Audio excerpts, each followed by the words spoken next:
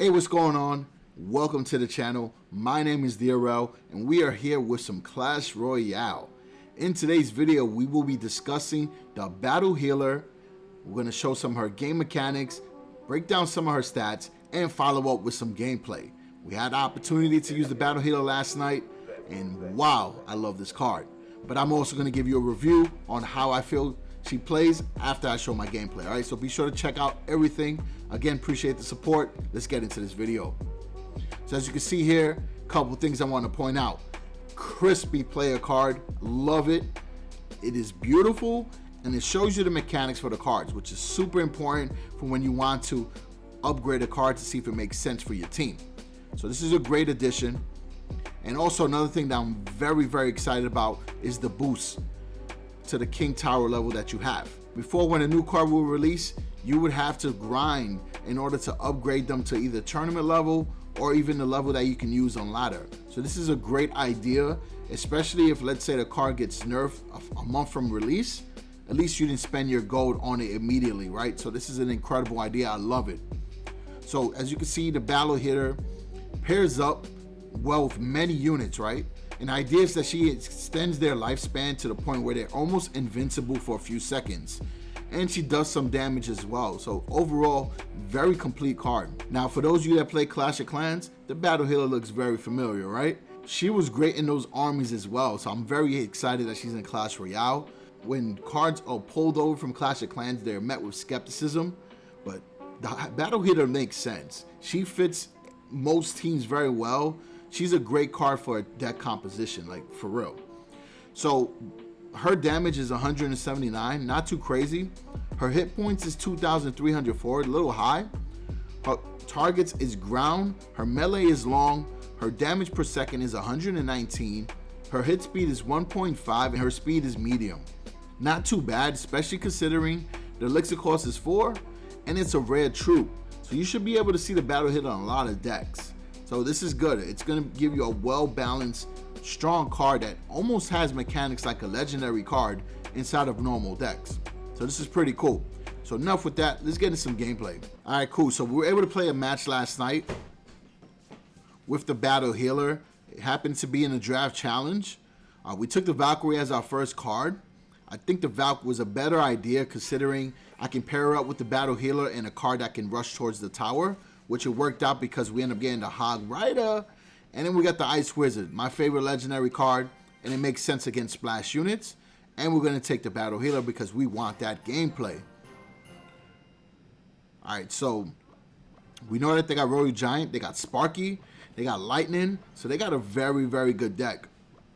So they dropped the Royal Giant behind the King's Tower. I'm going to punish with the Hog Rider, and I'm going to pair with the Battle Healer to see exactly how long we can extend the Hog Rider's lifespan.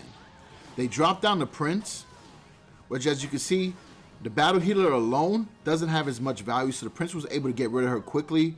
We're going to kite with the Skellies, and it gives us time to drop down the Ice Wizard, which will slow down the Prince and get rid of the Skeleton Barrel, while the Valkyrie is taking care of the Royal Giant on the left. So we are doing very good. Now we got the minions being able to help the Ice Wizard with the ground units, and the Valkyrie still pushing on the left-hand side doing some damage. So now we're going to play the Hog Rider just to be able to capitalize on that push. And the only thing we need to worry about is the Witch on the right-hand side. And because I saw that Witch, I felt very good dropping the Hog Rider on the left.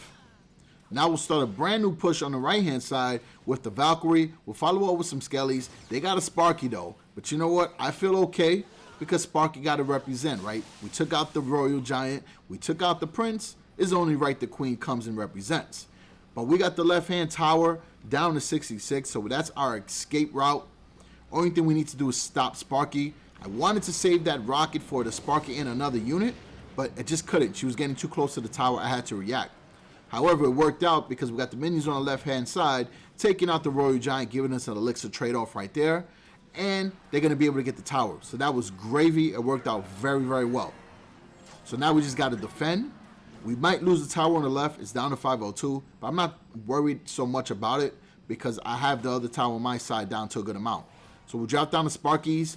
They're going to zap the Prince. And then we're going to use Ice Wizard to slow it down.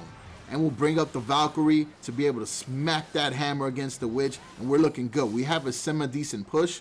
We drop down the Hog Rider, and we are going to get this tower. Now we got the Battle Healer. Forget about it. We are going to wreak some havoc. We got the Sparky ready to be countered with my Zappies. We still got the Battle Healer and the Ice Wizard doing their thing. Check this out. Battle Healers say, we're not going anywhere, Sparky. We're in this. We drop down the minions. We drop down the skeletons. We're trying to cycle through to bring back the Hog Rider. And he's going to lock onto the tower. We got the Battle Healer in there once again. And we still got the Zappies, which is incredible, right? Now we'll bring down the Ice Wizard.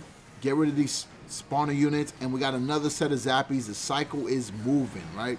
As long as you got those good low elixir cost cards, you can really cause some havoc with the Battle Healer. So overall, I do think she's a little OP, right?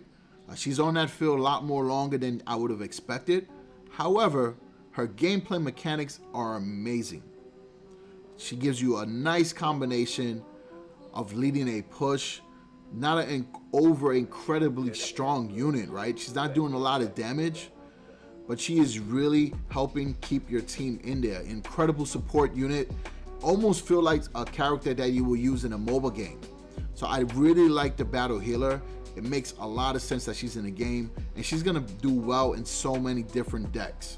So I'm very excited. I'm gonna work on a deck soon, and I'm gonna drop a video on the channel along with a deck guide on Stats Royale. And they usually release about a half hour apart from each other, so be sure to check out for that. So I appreciate all the support you guys have been showing on the channel. Really has been amazing, and it's exciting for the things going forward. I will be streaming some Clash Royale on Nemo TV.